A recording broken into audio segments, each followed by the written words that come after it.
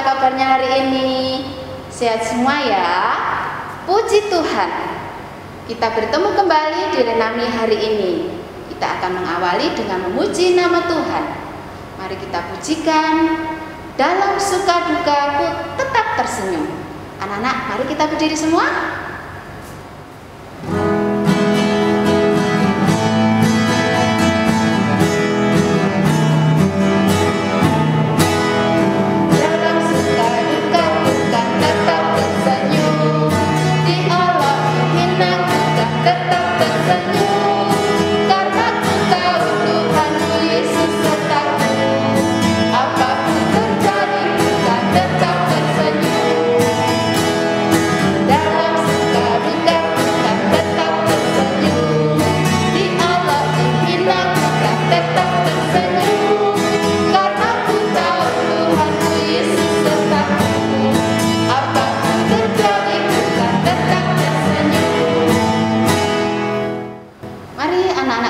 Sikap berdoa, kita akan awali dengan mohon pimpinan Tuhan dengan berdoa.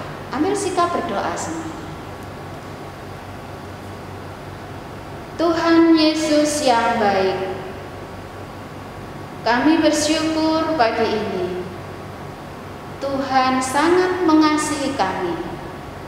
Tuhan menyertai dan menolong kami hingga hari ini. Kami akan mengawali semua kegiatan kami. Kami akan memuji Tuhan.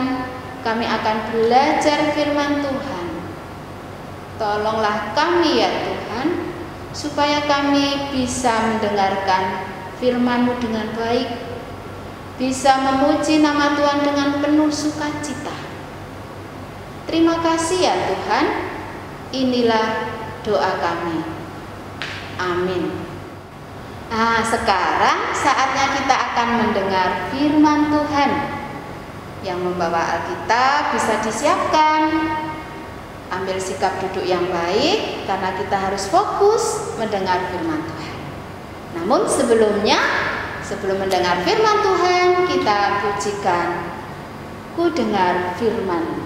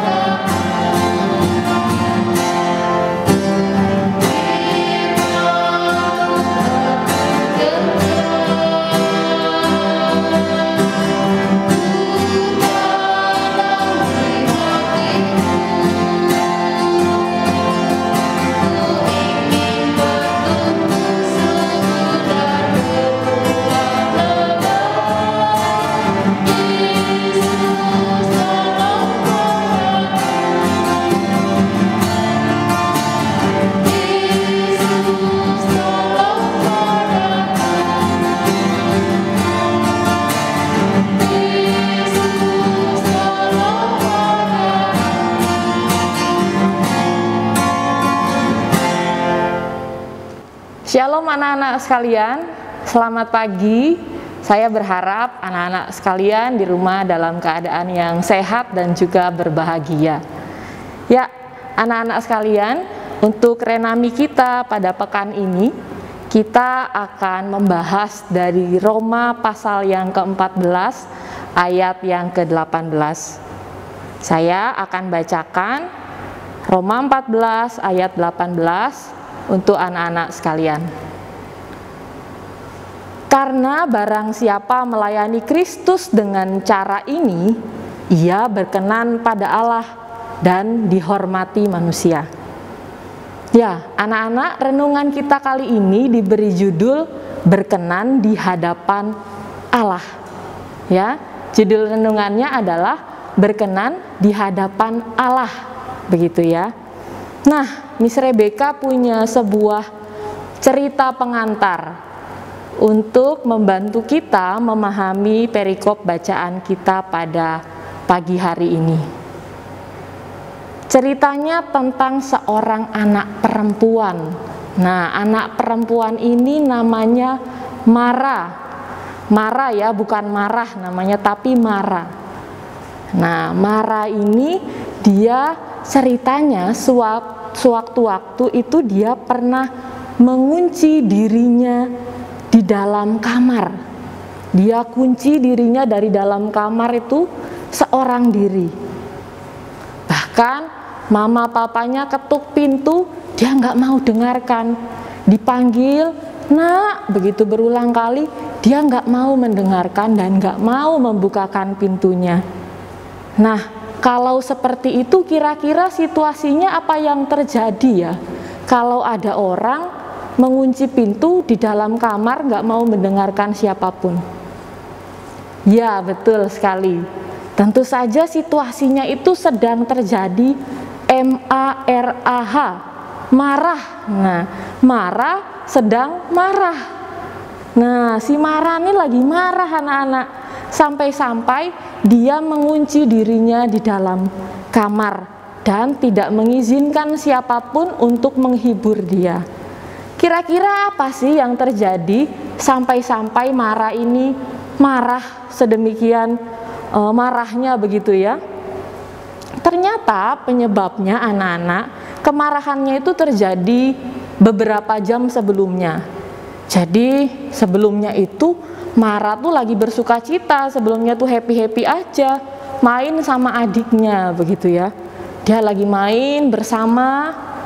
Nah, tiba-tiba ketika mereka bermain, mereka berselisih pendapat. Mereka tidak sependapat.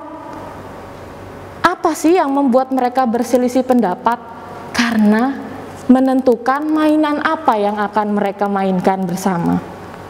Mara nggak mau main boneka, sedangkan adiknya maunya main boneka. Mara bilang, aku udah lebih besar, gak mau lagi main boneka. Aku gak mau menemani adikku bermain boneka. Begitu ya. Mereka saling memaksakan pendapat. Akhirnya marah-marah dia buang boneka tersebut. Akhirnya mereka saling berteriak. Mereka saling menyakiti satu dengan yang lain lewat perkataannya. Nah, mereka nggak mau mengalah. Bahkan ketika orang tuanya mencoba menegur gitu ya, ditegur untuk bisa saling berdamai, tapi nggak ada satupun yang mau mengalah. Mara menyalahkan adiknya. Ini adik lo, dia nggak mau dengarkan aku kan nggak mau bermain boneka. Lalu adiknya bilang, kakak sih soalnya banting bonekanya terlebih dahulu, itu kan menyakiti hatiku. Seperti itu, mereka saling menyakiti, saling menyalahkan dan gak ada yang mau mengalah. Keduanya menunjukkan sikap yang egois begitu ya, menganggap pendapatnya itu yang harus didengarkan, aku lebih benar, dan pendapat orang lain itu tidak sama benarnya dengan pendapatku. Karena perbedaan pendapat anak-anak tentang sebuah mainan yang harusnya tadi jadi alat untuk mereka berbahagia sama-sama gitu ya, malah membuat mereka bertengkar. Nah, anak-anak, ternyata ilustrasi cerita yang barusan Miss Rebecca bacakan, ceritakan begitu ya, ini juga situasi yang sama yang terjadi pada bacaan Alkitab kita hari ini. Apa yang terjadi? Saat itu jemaat di Roma, jemaat yang dikirimi suratnya oleh Rasul Paulus itu, mereka saat itu juga sedang saling menghakimi. Mereka sedang berselisih pendapat begitu ya, sampai-sampai mereka nggak hidup rukun bersama-sama. Nah, di Roma 14 ayat 18 yang kita baca tadi itu kan satu kesatuan dari satu perikop besar gitu ya. Judulnya kalau anak-anak perhatikan di ayat yang ke-13, jangan memberi batu sandungan begitu. saat itu anak-anak di Roma saat itu terjadi perbedaan pendapat. Ada yang menganggap makanan ini dilarang, tidak boleh dimakan. Makanan yang ini boleh untuk dimakan begitu. Harusnya kan makanan itu menjadi sumber berkat ya, untuk dinikmati, bahkan juga bisa jadi sarana untuk melayani orang lain. Tapi orang-orang di Roma saat itu justru menjadikan berkat Tuhan menjadi alasan untuk mereka berselisih pendapat. Dikatakan di ayat yang Alkitab begitu disampaikan bahwa makanan menjadi batu sandungan. Anak-anak tahu artinya batu sandungan? Artinya hambatan, karena makanan mereka menjadi bertengkar. Makanan menjadi batu sandungan bagi mereka untuk tidak hidup rukun satu dengan yang lain. Makanya Rasul Paulus menegur jemaat di Roma dalam suratnya. Rasul Paulus minta supaya mereka boleh hidup rukun bersama walaupun ada perbedaan. Nah, Miss Rebecca bacakan ya di ayat 17 sampai 18. Demikian firman Tuhan. Sebab kerajaan Allah bukanlah soal makanan dan minuman, tetapi soal kebenaran, damai sejahtera, dan sukacita. Karena barang siapa melayani Kristus dengan cara ini, ia berkenan pada Allah dan dihormati oleh manusia. Jadi, apa yang berkenan bagi Tuhan menurut Roma 14 ayat 18? Yaitu adalah kebenaran, damai, dan juga sukacita. Jadi kita bisa melayani Tuhan tidak hanya dengan cara memuji nama Tuhan di gereja atau menjadi petugas ibadah di gereja, tapi menurut Roma pasal 14 kita dapat melayani Tuhan dengan melakukan hal yang berkenan bagi Tuhan. Apa saja tadi hal yang berkenan bagi Tuhan? Yaitu mengutamakan kebenaran, damai, dan juga sukacita. Maka dari itu anak-anak semua, mari sekarang kita sama-sama untuk berusaha melayani Tuhan lewat perkataan, lewat perbuatan kita yang selalu mendatangkan kebenaran, kedamaian, dan sukacita bagi sesama. Anak-anak silahkan selidiki hati kita masing-masing. Apakah anak-anak sudah melayani Tuhan dengan melakukan hal yang berkenan bagi Tuhan? Kiranya Tuhan memampukan dan menolong kita untuk jadi anak-anak Tuhan yang setia. Selamat melayani Tuhan. Mari anak-anak sekalian, kita berdoa, kita tutup ibadah ini, menyatukan hati dan pikiran kita berdoa pada Tuhan. Allah Bapa yang Maha Baik, terima kasih ya Tuhan untuk firman Tuhan yang boleh kami dengarkan bersama-sama. Firman Tuhan kali ini boleh menegur kami dan mengingatkan kami untuk menjadi anak-anak yang setia, melayani Tuhan lewat perkataan dan perbuatan kami. Jika dalam kehidupan kami terkadang berkat-berkat Tuhan justru menjadi batu sandungan, ampuni ya Tuhan, kami terkadang masih hanya mementingkan diri sendiri, sehingga kami belum bisa melayani Engkau dan juga sesama kami. Mampukan kami sebagai anak-anak-Mu untuk bisa sedikit demi sedikit ya Tuhan, menjadi para pelayan Tuhan lewat sikap hidup kami. Bapa, di kesempatan pagi yang indah ini, kami juga mau berdoa untuk sekolah kami tercinta ya Tuhan. Kiranya Tuhan memberkati Ibu Kepala Sekolah beserta Wakil Kepala Sekolah. Tuhan juga memberkati guru-guru yang senantiasa setia mengajar kami. Berikan mereka kesehatan, berikan guru-guru kami damai sejahtera, serta berkat Tuhan boleh mengalir di dalam kehidupan guru-guru kami, karena melalui guru-guru kami boleh mendapatkan pengetahuan dan kebaikan dari Tuhan. Tuhan, kami juga mau berdoa untuk setiap orang yang terlibat di sekolah kami. karyawan, security, bahkan petugas kebersihan di sekolah ini. Kiranya Tuhan tetap memberkati mereka dan menjagai kehidupannya.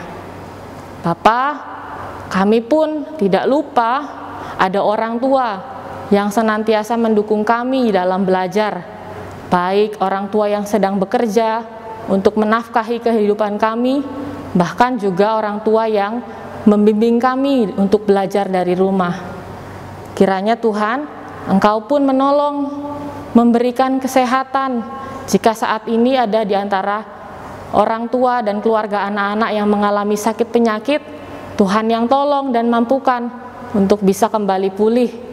Dan Tuhan juga kiranya limpahkan rezeki dalam setiap pekerjaan orang tua kami. Bapa yang baik, kami juga mau berdoa untuk kami sebagai siswa. Tuhan, berikan kami semangat yang tinggi.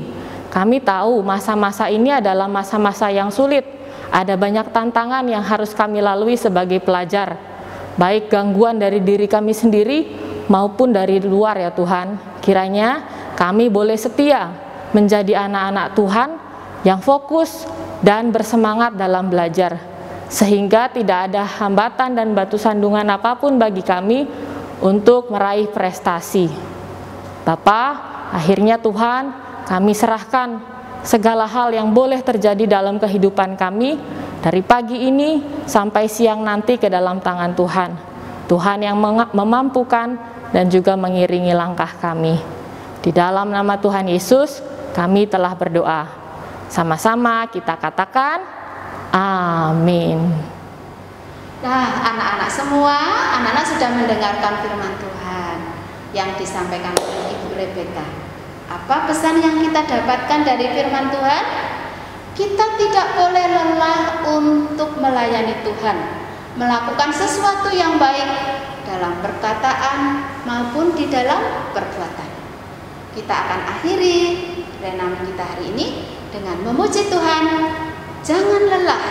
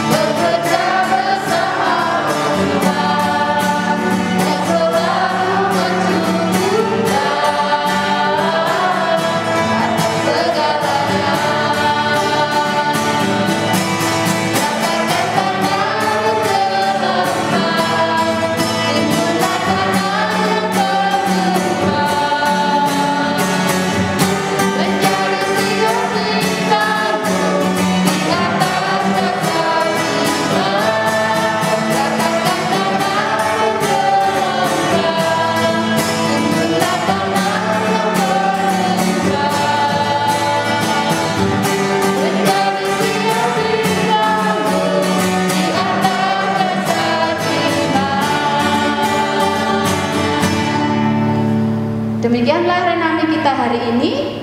Biarlah firman Tuhan akan kita bawa pulang dan menjadi berkat untuk kita semua. Sampai ketemu di hari Senin mendatang. Dadah semuanya. God bless you.